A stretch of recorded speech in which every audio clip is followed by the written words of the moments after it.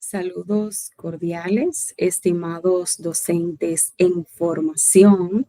El día de hoy vamos a estar trabajando el tema 2 de la primera unidad, donde estaremos estudiando un poquito sobre lo que son los métodos de investigación en psicología, pero para eso yo les voy a describir, desglosar lo que será nuestra agenda del día. Vamos a iniciar con nuestras palabras de reflexión.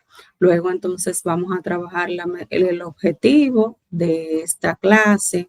Vamos a explorar un poquito los saberes previos y entraríamos ya a lo que es el tema central, que son los métodos de investigación en psicología.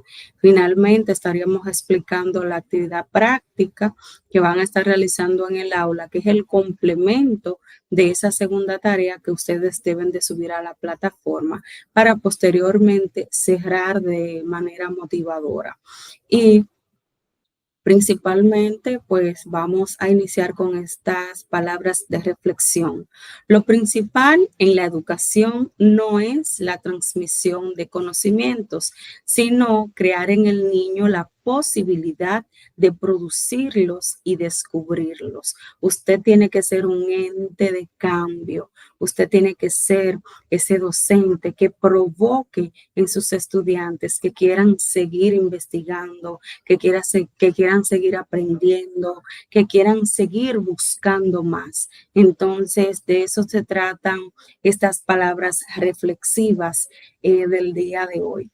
Y como tema central de los métodos de investigación en psicología, para adentrarnos un poquito más a lo que es este tópico, primeramente me gustaría resaltar que ya estuvimos trabajando en la clase anterior sobre lo que son las generalidades de esta asignatura. Estuvimos trabajando un poco sobre la historia, la génesis de la psicología y mencionábamos algunos puntos importantes de que la psicología partía de la filosofía, pero si nos íbamos un poquito más atrás, también veíamos que en su historia tenemos un matiz un poco más allá de la filosofía y es el matiz religioso. Hablábamos sobre ese punto de que a veces se atribuían esos problemas mentales, esos trastornos psicológicos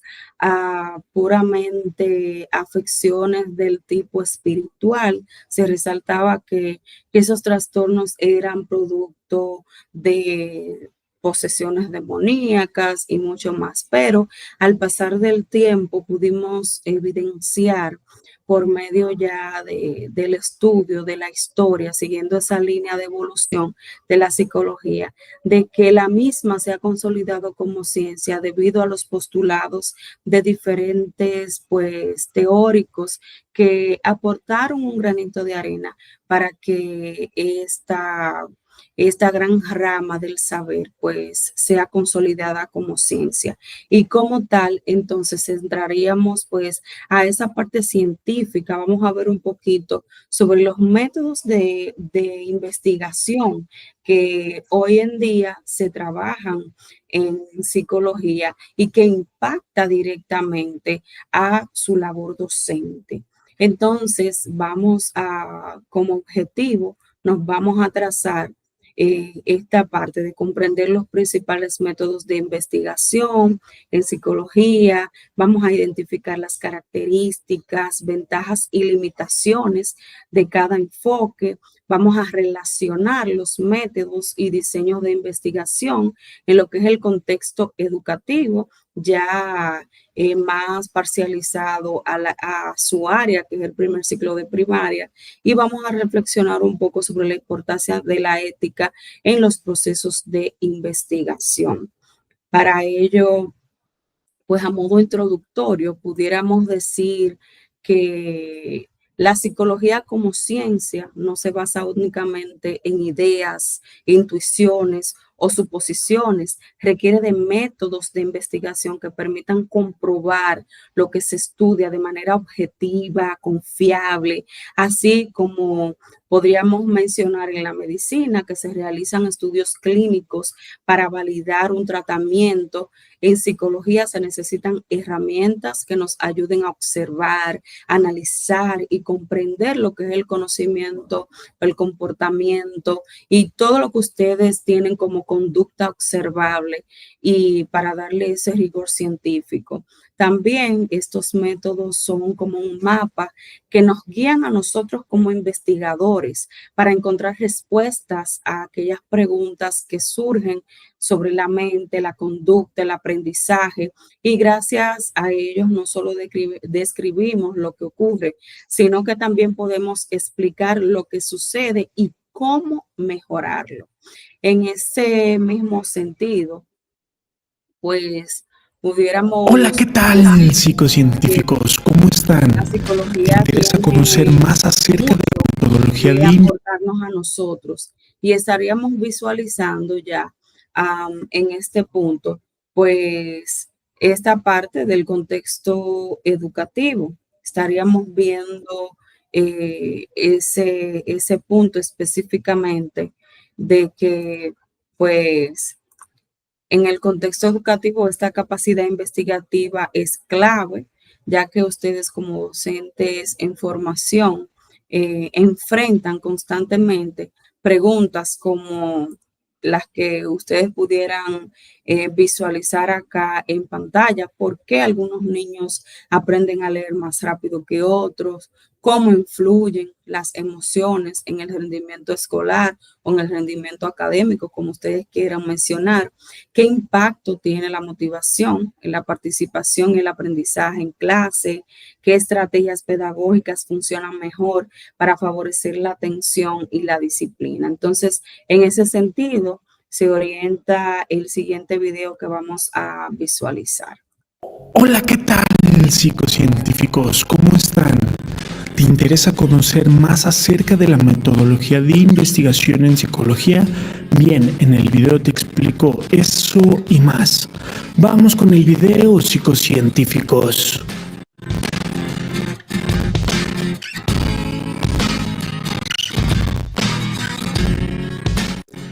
Al hablar de metodología de la investigación, resulta a veces un tema muy aburrido o incluso muy confuso por comprender. Pero no te preocupes, ya que encontraste este video donde te explico fácil y rápido acerca de este tema. La psicología es una ciencia que ha tenido grandes aportes en diversos ámbitos a raíz de los procedimientos científicos que ha llevado a cabo para darnos una información actualizada y verificada sobre muchos aspectos que competen a la psicología. Es por esto que resulta muy importante saber cómo realizar una investigación de forma correcta, y más si eres estudiante de esta maravillosa ciencia. El objetivo de la investigación psicológica es poder describir, explicar, predecir y prevenir los procesos mentales o alteraciones mentales o del comportamiento. Para que esto sea posible, los investigadores emplean el método científico para realizar las investigaciones psicológicas. Después de todo esto que te acabo de decir, te puedes preguntar: ¿cómo diseñan los psicólogos los experimentos? Bien, para eso necesitaremos primeramente definir el método de investigación a realizar, o a continuación te explicaré cuáles existen y en qué consiste cada uno. Número 1. Observación natural. Los psicólogos se valen de la observación natural para estudiar la conducta humana o animal en su contexto natural. Un psicólogo con esta orientación hacia la vida real puede observar la conducta en una escuela o una fábrica. Otro quizás se una de hecho a una familia para estudiar la conducta de sus miembros. Otro observará a los monos en su hábitat natural en lugar de hacerlo en jaulas. La ventaja principal de la observación natural es que es probable que la conducta observada en la vida cotidiana sea más natural, espontánea y variada que la que se observa en un laboratorio. Número 2. Estudios de caso. Un segundo método de investigación es el estudio de caso. Este es una descripción detallada de uno o unos cuantos individuos. Aunque en algunas maneras es similar a la observación natural, el investigador emplea una variedad de métodos para recoger información que arroje un retrato detallado y a profundidad del individuo que se está estudiando. Un estudio de caso por lo regular incluye observación de la vida real, entrevistas, calificaciones en varias pruebas psicológicas y cualquier otra medida que el investigador considere importante. Las encuestas como número 3. En algunos aspectos, las encuestas encaran las desventajas de la observación natural y los estudios de caso. En la investigación por encuestas se plantea una serie de preguntas predeterminadas en entrevistas personales o en cuestionarios a un grupo de personas seleccionadas de manera cuidadosa. Quizá las más familiares sean las encuestas realizadas antes de las elecciones importantes. Número 4. Investigación correlacional. Y esto te lo voy a decir a través de un ejemplo. A un psicólogo que es contratado por la Fuerza Aérea se le pide que prediga que aspirantes a ingresar a un programa de entrenamiento se convertirán en buenos pilotos. Una aproximación excelente a este problema sería la investigación correlacional. El psicólogo puede seleccionar varios de cientos de reclutas, aplicarles una variedad de pruebas de aptitud y de personalidad y luego comparar los resultados con su desempeño en la escuela de entrenamiento. Este enfoque le dirá si algunas características o conjunto de características tienen una estrecha relación o correlación con el eventual éxito como piloto. Investigación experimental. Aquí se manipulan una o más variables de manera sistemática y se estudia el efecto que esta manipulación tiene en otras variables. Aquí viene y aparece la famosa variable independiente y la dependiente. Para ponerte en más contexto te daré un ejemplo. Una profesora de psicología advierte que los lunes por la mañana la mayoría de sus alumnos no recuerdan el material tan bien como lo hacen el resto de la semana. Ha descubierto una correlación entre el día de la semana y la memoria para el material relacionado con el curso. Con base a esta correlación podría predecir que el siguiente lunes y todos los demás lunes sus alumnos no aprenderán tan bien como en otros días. Pero ella quiere ir más allá de predecir simplemente la conducta de sus alumnos. Quiere entender o explicar por qué su recuerdo es más malo los lunes que los otros días de la semana. Con base a sus experiencias y en algunas entrevistas informales con sus alumnos, sospecha que los fines de semana se desvelan hasta muy tarde y que su dificultad para recordar hechos e ideas presentados los lunes se debe a que se desvelaron. Esta hipótesis parece tener sentido, pero la psicóloga quiere probar que es correcta. Para obtener evidencia de que el no dormir lo suficiente en realidad ocasiona déficit de memoria, va a recurrir al método experimental. Y recuerda suscribirte a nuestro canal de YouTube y darle like a nuestro video. Aquí es el único lugar donde vas a encontrar contenido de psicología que te va a resultar muy interesante. Suscríbete, es totalmente gratis. Después de escoger el método de investigación, los cuales ya te expliqué de manera muy breve, tenemos que ir con el esqueleto de nuestra investigación. Este está conformado por las preguntas de investigación, los objetivos, la hipótesis, qué diseño vamos a escoger y pues también cómo vamos a interpretar los resultados. Esto en la metodología de investigación de la psicología es súper importante que lo hagamos de manera correcta, ya que sin unos buenos objetivos de investigación, sin una buena problemática en nuestra investigación también, sin una buena hipótesis, nuestra investigación simple y sencillamente resultará perdida. Y te puedes preguntar cómo lo puedo hacer de manera correcta. Siempre que vamos a llevar a cabo una investigación, todo nace a raíz de una problemática. Tenemos que formular un problema. Un problema es un conflicto el cual no ha sido solucionado y que nosotros vamos a solucionar con la investigación que se va a realizar. En fuera podemos trazar las preguntas de investigación que son aquellas que van a guiar nuestros objetivos y nuestra hipótesis. Los objetivos se trazan el objetivo general y los objetivos específicos. Va a depender mucho de la temática, de tu problemática y de a dónde quieras dirigirla. Ya por último, toca escribir mucho porque cuando estamos haciendo investigaciones necesitamos leer, sintetizar, resumir, analizar muchísima información para que nuestra investigación salga bien, y eso sin dejar atrás los criterios con los cuales vamos a seleccionar a nuestros participantes, el método que vamos a utilizar y entre otras cosas. ¿Has llevado a cabo una investigación en psicología? Pon en los comentarios. De veras, a ti también te aburre la clase de metodología de la investigación en tu facultad. También me interesaría que lo pusieras en los comentarios. Recuerda que la investigación en la psicología es muy importante.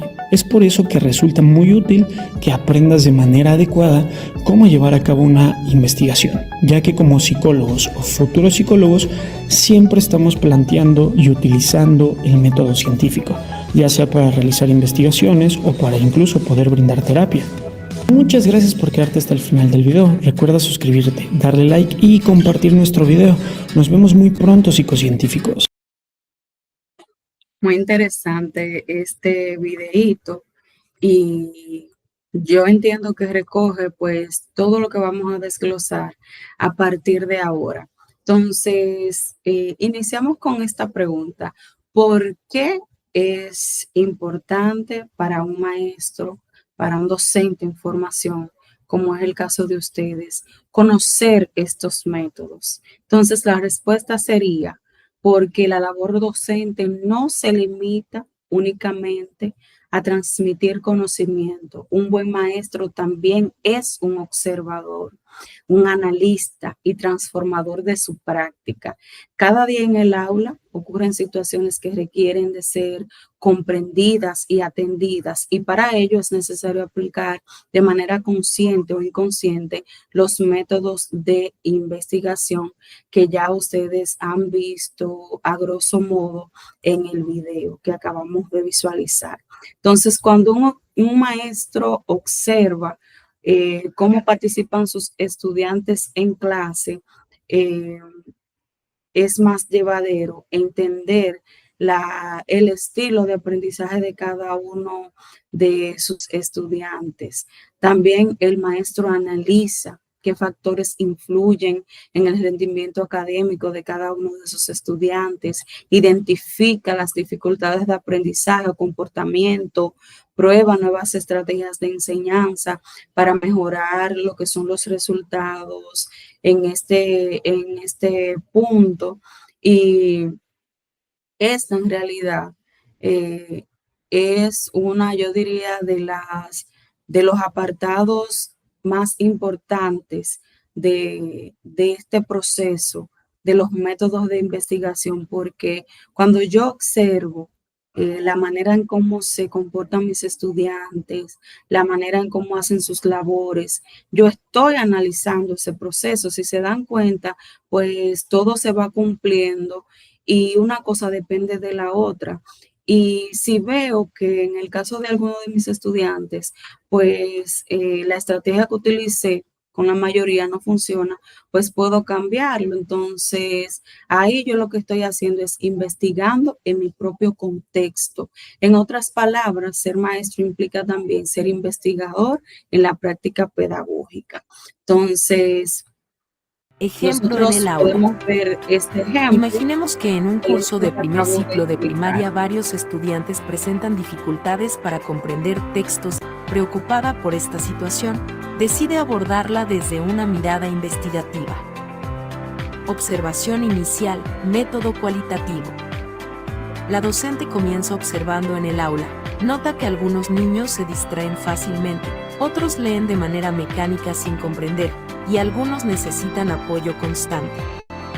Esta observación le da un panorama general de quienes se atrasan más y qué tipo de dificultades muestran. Evaluación diagnóstica, método cuantitativo. Para tener datos más concretos, aplica una pequeña prueba de comprensión lectora, preguntas sencillas sobre un cuento leído en clase. Al corregir, obtiene resultados medibles. Por ejemplo, un 40% de los niños contestó correctamente, mientras que un 60% tuvo dificultades. Estos números le permiten cuantificar el problema. Diseño de una estrategia experimental. La docente decide probar una intervención. Divide la clase en dos grupos. El grupo experimental trabaja con la técnica de lectura en parejas, donde los niños se ayudan mutuamente. El grupo control sigue con la lectura individual, como lo hacían antes. Después de 2 semanas, ambos grupos vuelven a realizar una actividad de comprensión. Finalmente, reflexiona sobre lo que funcionó y lo que necesita ajustar. Comparación de resultados.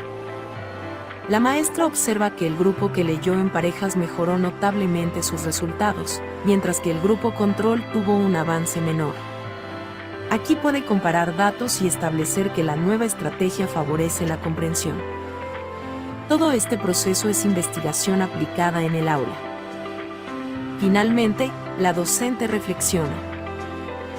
¿Funcionó la estrategia?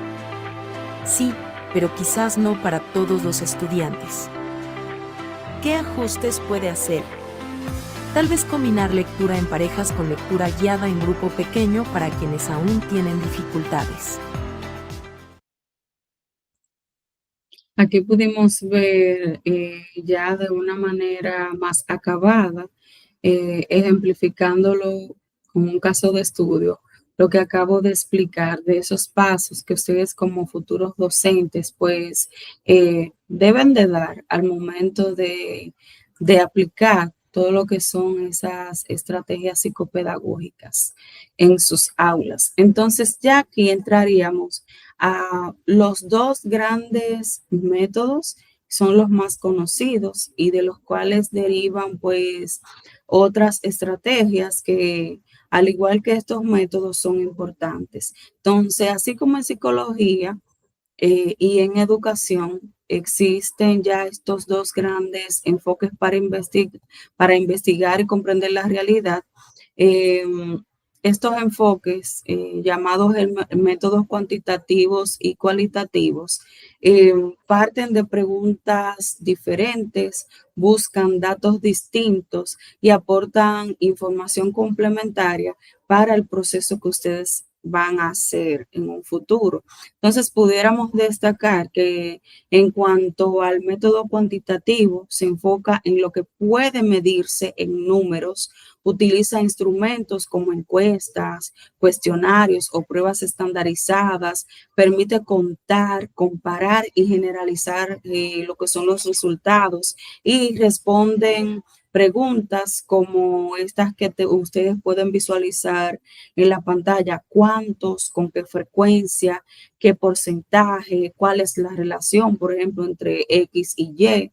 Y ya a modo de ejemplo, pudiéramos decir que imaginemos que queremos saber cuántos niños dedican 15 minutos diarios a la lectura en casa. Entonces, para eso utilizaríamos una encuesta, la aplicaríamos a los padres, contaríamos las respuestas y sacamos un porcentaje. Aquí la respuesta: el 65% de los estudiantes lee a diario en casa. Entonces, ya acá con este método tenemos una visión clara de la magnitud del fenómeno.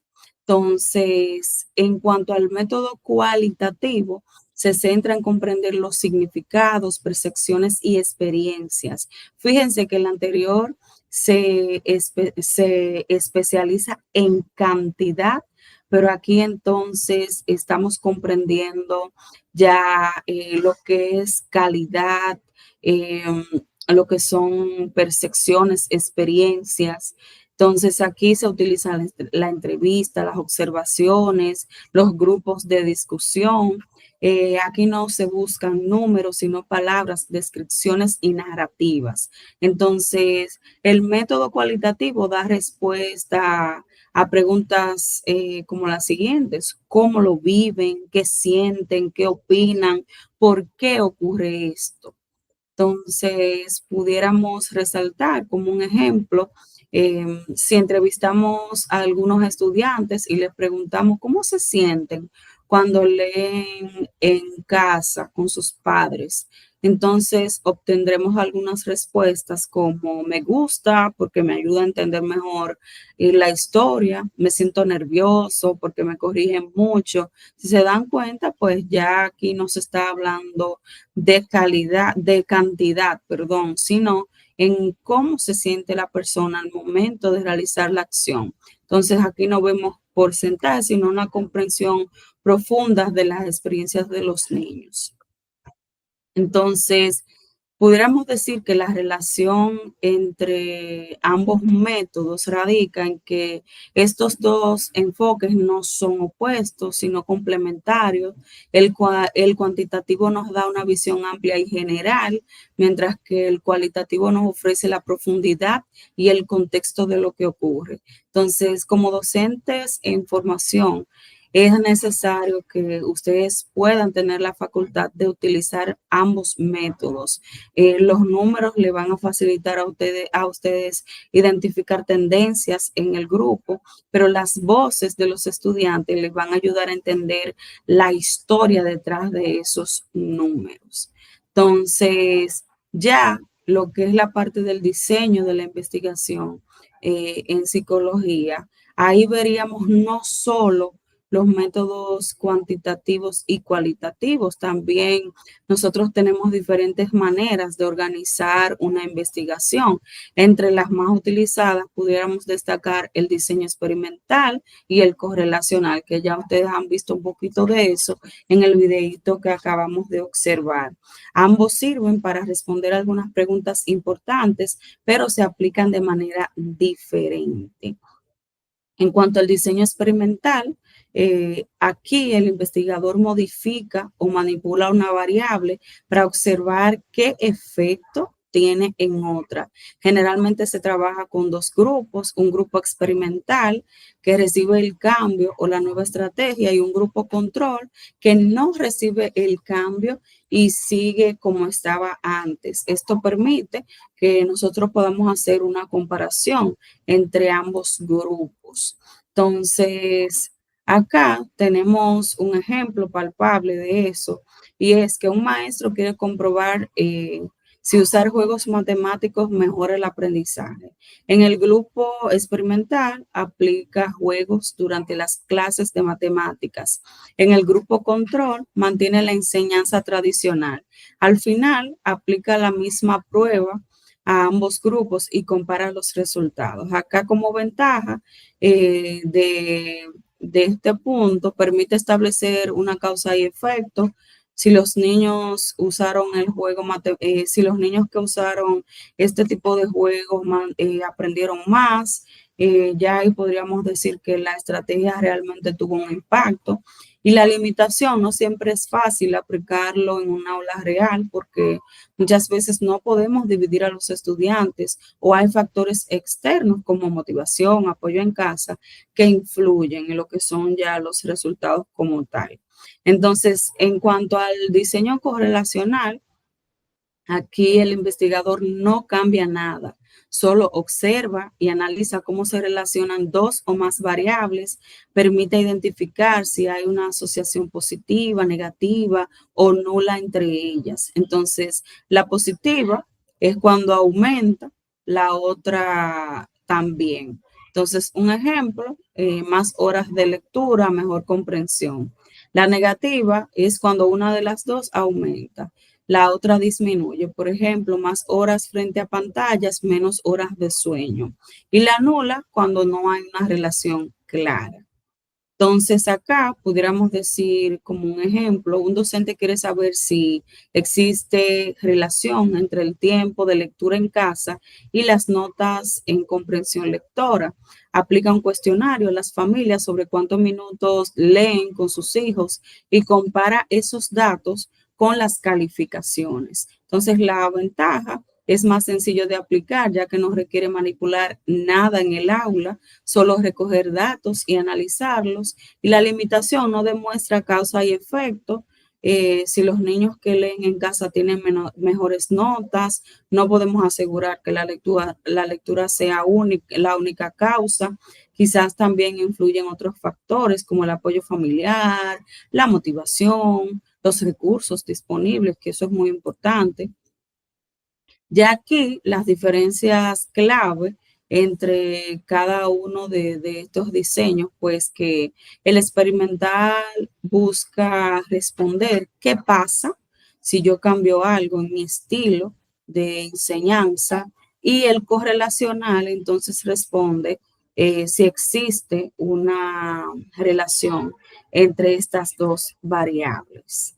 Entonces, en cuanto A la parte ya de investigar como tal, pues nosotros tenemos diferentes técnicas para recolección de datos y pudiéramos mencionar algunas de forma detallada, pero también destacar que cuando se habla de investigar, tanto en psicología, en educación y otras áreas del saber, no solo basta con tener preguntas, necesitamos formas de obtener la información que nos permita a nosotros responderla. Estas son las principales técnicas que vamos a ver ahora de manera un poquito más detallada. Entonces, pudiéramos hablar de lo que son las encuestas o cuestionarios que se utilizan bastante hoy en día. Son instrumentos con preguntas cerradas o abiertas. Se le pueden aplicar a muchas personas en poco tiempo. Nos permiten recoger datos cuantitativos, fáciles de comparar y analizar. Entonces, como ejemplo, pudiéramos decir que aplicar un cuestionario a los padres para saber cuántas horas dedican sus hijos a estudiar en casa. Con eso obtenemos un panorama general de los hábitos familiares de estudio. Una ventaja que pudieran tener las encuestas es que son rápidos y económicos porque ya tenemos muchísimas herramientas para realizar encuestas y la limitación, las respuestas pueden ser superficiales o poco sinceras porque sí existe esa parte de que la persona puede manipular las respuestas.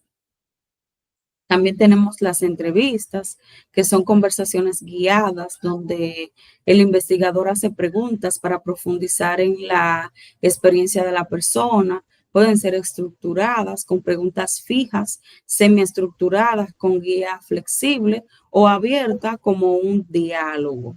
Entonces, el ejemplo, entrevistar a un estudiante tímido para conocer cómo se siente al participar en actividades grupales. La ventaja nos da información profunda y detallada y la limitación lleva más tiempo y no siempre se puede aplicar a muchos estudiantes.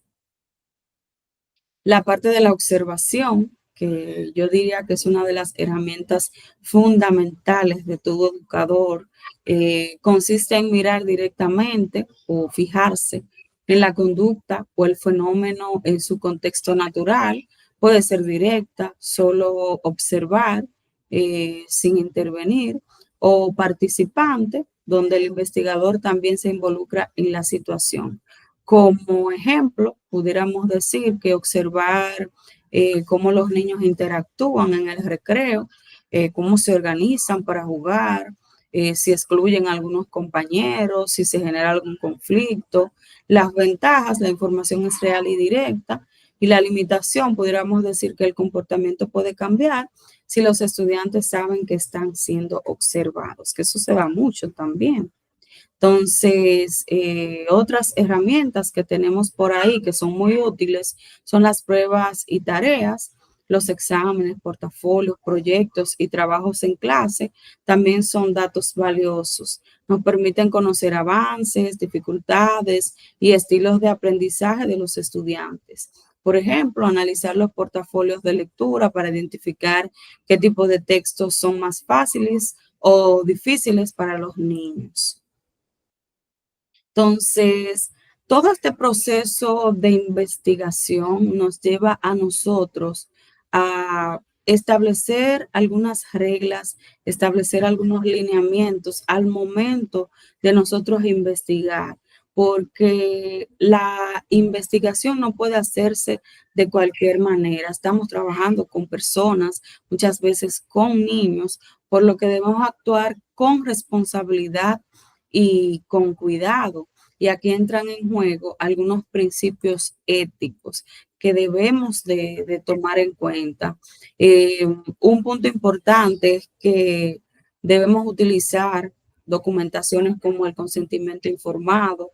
Eso hace referencia a que la persona debe saber qué es lo que usted va a investigar y con qué propósito, cómo se usará esa información. En el caso de los niños es indispensable el permiso de los padres y explicar a los estudiantes de manera sencilla lo que se hará. Por ejemplo, Aquí pudiéramos decir, antes de aplicar un cuestionario sobre hábitos de lectura, debemos explicar a los padres y los niños que los resultados servirán solo para mejorar la enseñanza. Otro punto importante dentro de la ética al momento de nosotros investigar es la confidencialidad. La investigación, la información personal y los resultados deben protegerse y no compartirse públicamente, porque ya si la persona está depositando su confianza en usted y le está proporcionando información que les va a servir para mejorar procesos, pues es importante que esos datos no se divulguen. No se deben usar tampoco para etiquetar o discriminar. Eh, Como ejemplo, pudiéramos decir, si un niño obtiene bajo puntaje en comprensión lectora, ese dato es privado y no debe exponerse delante de toda la clase, como los ejemplos que comentábamos en la clase anterior de experiencias que ustedes mismos habían vivido al momento de ir tal vez al departamento de psicología y esa información que usted proporcionó, o sea, pidiendo ayuda, tal vez no fue tratada de la manera más ética posible. Entonces, eso hay que tenerlo presente y eso nos lleva a lo que es el respeto y la voluntariedad. La participación de las personas en un proceso de investigación debe ser libre y voluntaria. Nadie debe sentirse presionado a responder o participar en una actividad de investigación. Ejemplo, si un niño no quiere responder a una encuesta, se debe de respetar su decisión sin obligarlo ni castigarlo. Entonces, ya a grosso modo, pues nosotros pondríamos en práctica todo eso que hemos aprendido el día de hoy de los métodos de investigación, las estrategias, en esta actividad práctica que vamos a realizar en el aula. Estaríamos trabajando en grupos, cada grupo va a recibir un caso de estudio. Que puede estar orientado a estas distintas temáticas como problemas de concentración, ansiedad en exámenes, conflictos en el recreo. Y la tarea de ustedes va a ser responder las siguientes preguntas a partir de esos casos de estudio que ustedes van a recibir. Las preguntas son: ¿qué método de investigación aplicarías o aplicarían en el caso del grupo para ese caso en particular? Obviamente que hay que discutir eso, que llegar a un acuerdo. ¿Qué piensan ustedes de manera reflexiva? Y lo colocan por ahí.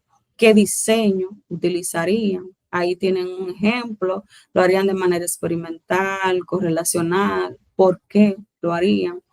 ¿Qué técnicas de recolección de datos sería más útil en el caso que le tocó a usted?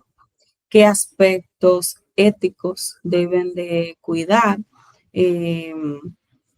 Ya luego, de manera ya general, que ustedes terminen esa actividad práctica, estaríamos socializando la misma. Esta actividad práctica es parte de la tarea que ustedes van a tener que entregar para dar respuesta de manera ya objetiva a lo que hemos conversado el día de hoy.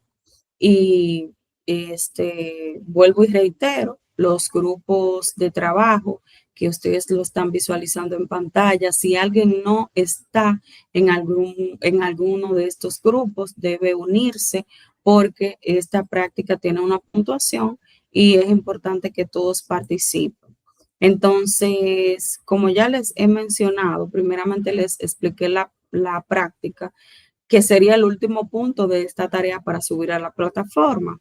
Entonces, en plataforma ustedes tienen esta consigna.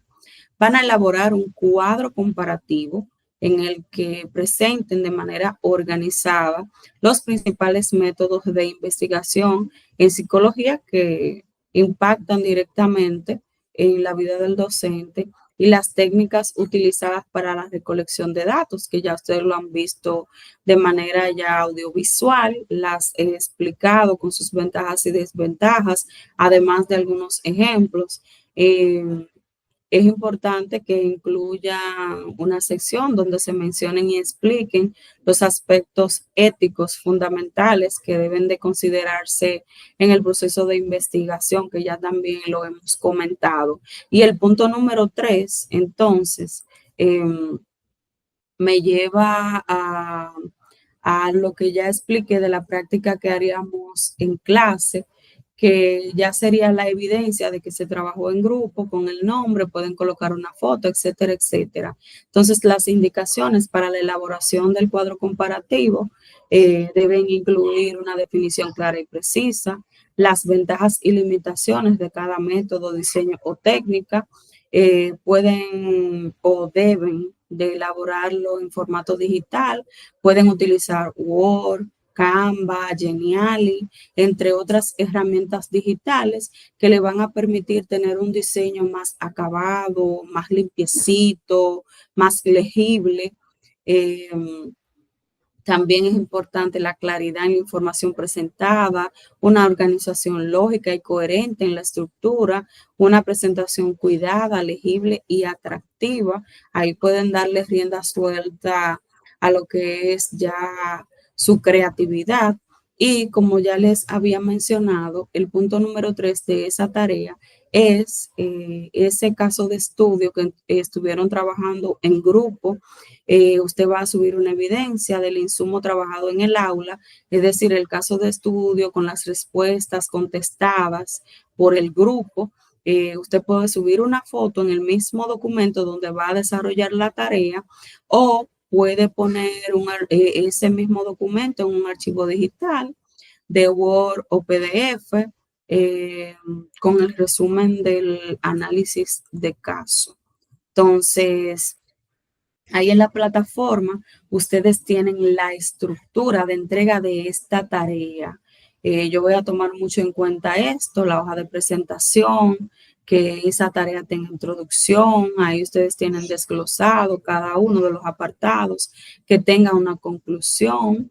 También las fuentes bibliográficas que incluyan las referencias utilizadas para el desarrollo de esta tarea como tal, y deben estar redactadas según las normas APA, séptima edición. Si no saben cómo hacerla, aquí en pantalla tienen un ejemplo. Por ejemplo, si utilicé el libro de Papalia de Desarrollo Humano, lo primero que se coloca es el autor, como son varios, se coloca así, el año entre paréntesis, un punto, el nombre del libro, la edición y la casa editora. Así se hace la bibliografía APA. Y si es de un enlace, pues usted hace lo mismo y agrega también el enlace. Entonces, ya a modo de cierre reflexivo de esta temática que hemos abordado el día de hoy, pues podríamos decir que hemos aprendido que los métodos de investigación, tanto en psicología como ya en su proceso de formación como futuros docentes, no son algo lejano ni exclusivo de los científicos en un laboratorio. Como futuros docentes, cada uno de ustedes será también un investigador en su contexto, que es su aula. Cuando observen sus estudiantes, cuando apliquen una estrategia nueva, cuando comparen los resultados, cuando se pregunten por qué un niño aprende de una manera y el otro de otra, ahí se darán cuenta que están investigando. Entonces, recuerden que la enseñanza no es solo transmitir conocimiento, sino también descubrir, reflexionar, mejorar constantemente. Y la investigación es el camino que nos permite hacerlo con claridad y con responsabilidad. En palabras sencillas, cada clase es una oportunidad para investigar y cada niño es una fuente de aprendizaje. Ser maestro implica enseñar, pero también implica aprender de nuestros estudiantes con ética, sensibilidad y un profundo compromiso con su desarrollo. Entonces, cualquier pregunta, aportes o sugerencias, estaríamos ya socializándolo en el aula. Espero que esta temática que hemos socializado el día de hoy les sirva para todo lo que ustedes deben de realizar. a modo práctico. Así que nos seguimos comunicando y espero que todo esto pues les ayude a complementar sus aprendizajes. Chao.